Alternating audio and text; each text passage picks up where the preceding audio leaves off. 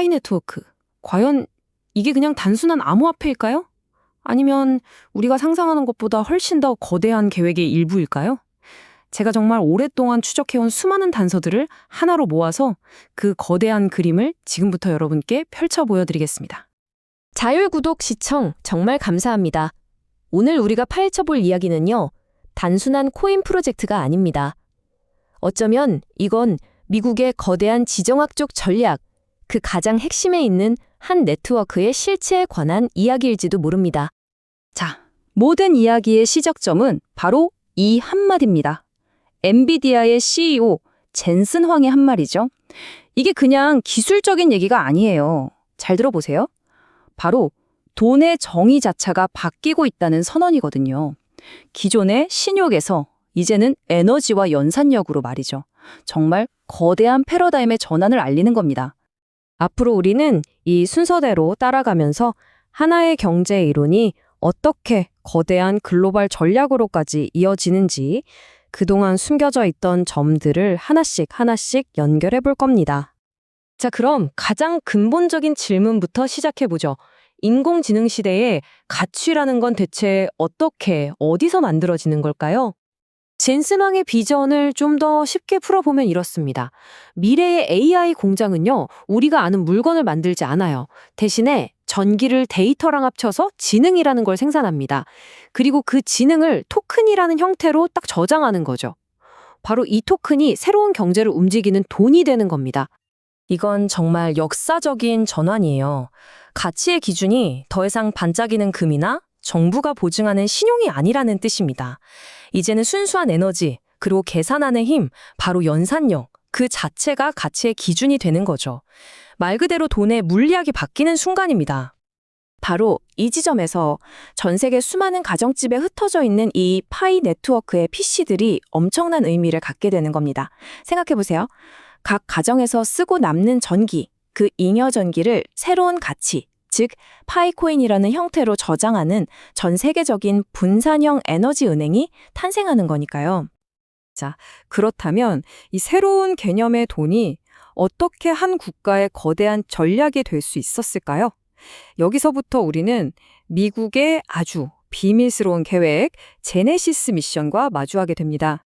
이 제네시스 미션의 최종 목표는 AI의 어머니라고 불리는 모아이, 즉 행성 전체를 아우르는 단 하나의 초지능을 깨우는 겁니다.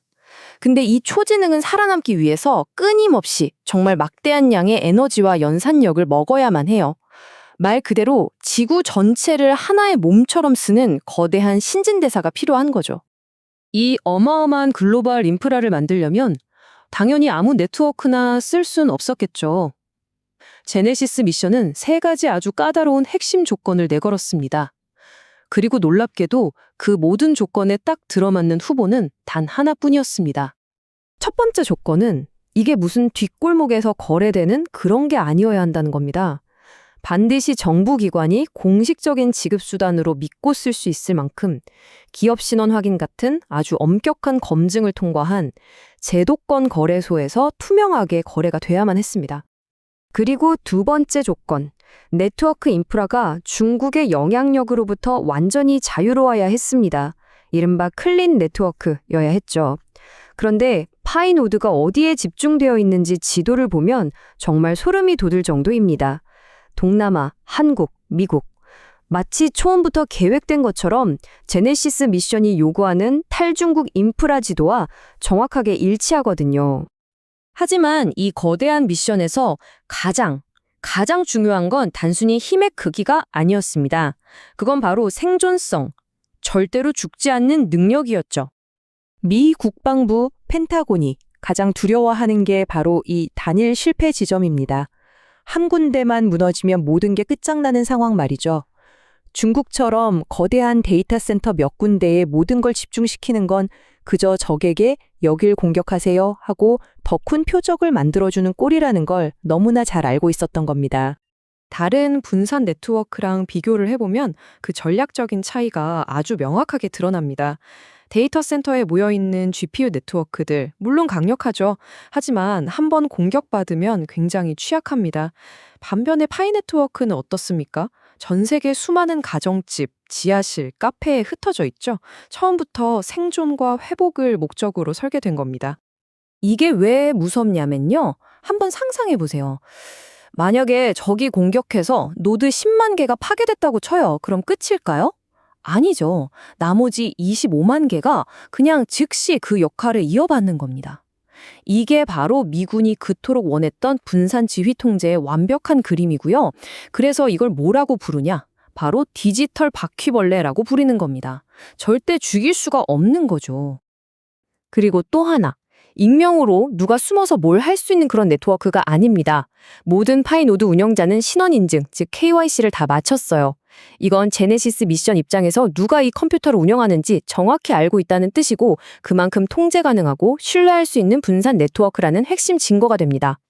이렇게 신원이 확인되고 전 세계에 쫙 퍼져 있는 35만 개의 노드의 힘이 하나로 합쳐지니까 결국 약점이 되는 실패 지점은 단 하나도 없이 100만 개가 넘는 가상 코어를 가진 거대한 분산 슈퍼컴퓨터가 탄생하게 된 것입니다.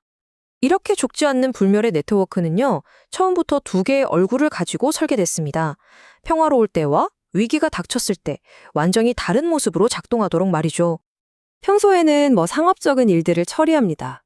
그런데 만약 코드 레드, 즉 국가 비상사태가 딱 발령되는 순간 이 네트워크는 즉시 국가 최후의 보루, 모든 것이 무너졌을 때를 대비한 백업 인프라로 변신하게 됩니다.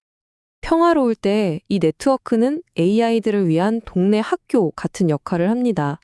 AI 모델이 직접 각각의 노드를 찾아가서 거기 있는 데이터를 학습하는 거죠.